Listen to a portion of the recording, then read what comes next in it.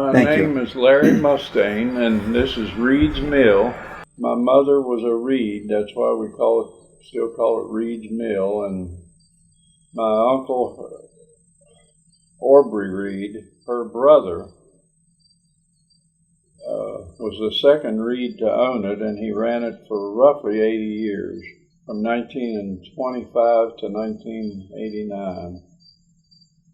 And then I'd been helping him the last 2 or 3 years of his life, but when he died, I bought it. And then I'd been away from the 50s to 75, and they say absence makes the heart grow fonder, so I had to come back. He sold feed, mainly dairy feed, and he'd stopped doing that the last 10 years or so of his life, and all I wanted to do was sell the stone ground flour and cornmeal and buckwheat.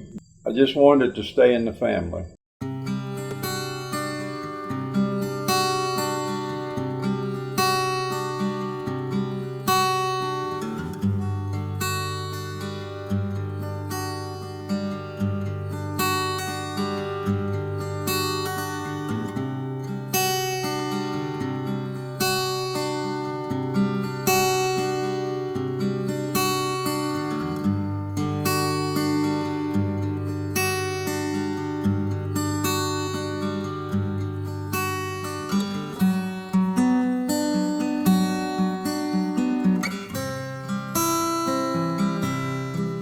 This mill catches the water and the mud that would normally go on down the creek and of course into the rivers and the Gulf of Mexico.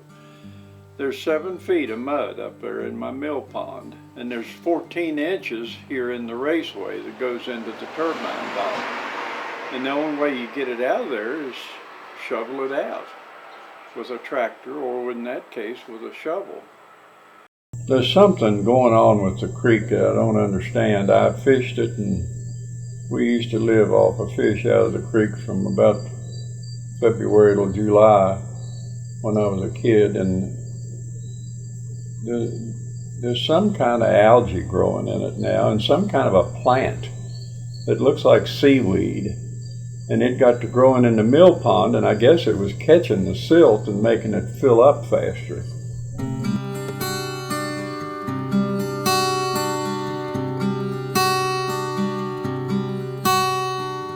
We're grinding with a portable upright stone grinder, which my uncle never would use because they heat the grain a little bit. And he said it changed the taste of the cornbread. So all he would use is the big stones that, of course, have to be water powered, and I haven't used them for 2 years now. The main corn that, clear back to my granddaddy's time, that we always ground for cornmeal is called Bloody Butcher. And it's an open pollinated corn that you just plant over and over again. It's some red ears, some speckled ears, some white ears, and it makes white cornbread mainly. And then buckwheat, we used to raise our own buckwheat.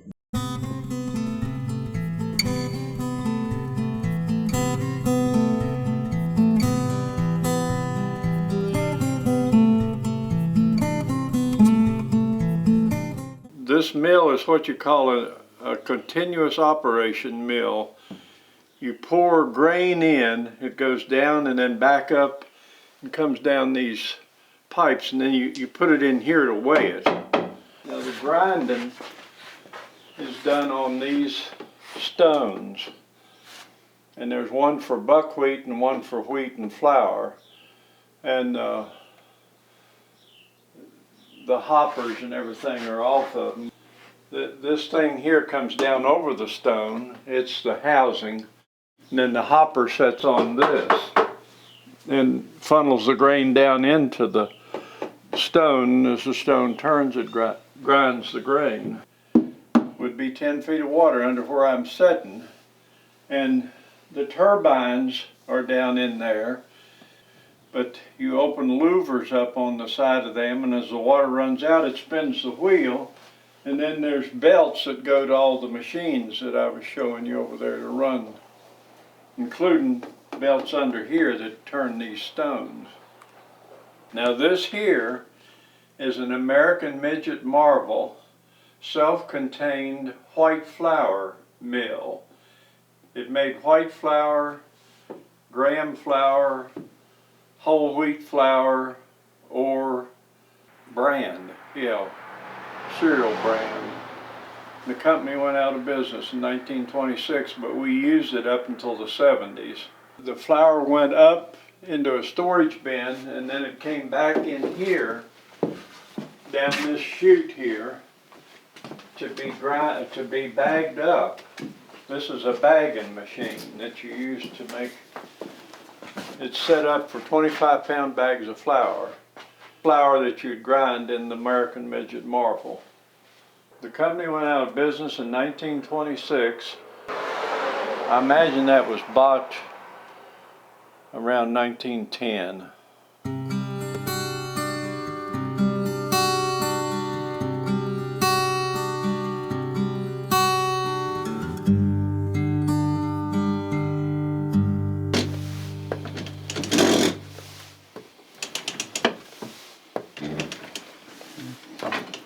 We think this stuff was made sometime around or before the Civil War by a company that, I forget the name of it, but it was a predecessor of the Fuller Brush Company.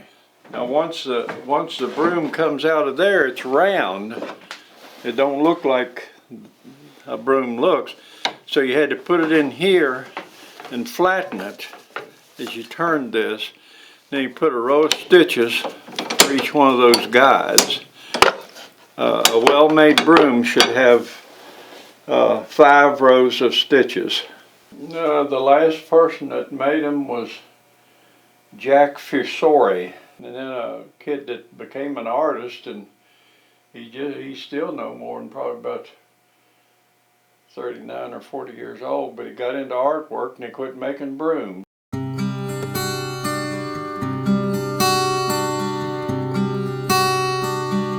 Most all the old mills that are still around are just for show.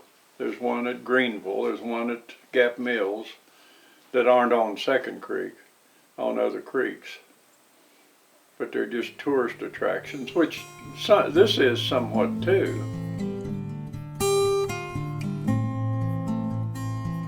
I'm to the point of where my slogan is 19 down and 1 to go, meaning that there was 20 mills on Second Creek and 19 of them are gone, and now it's maybe my turn.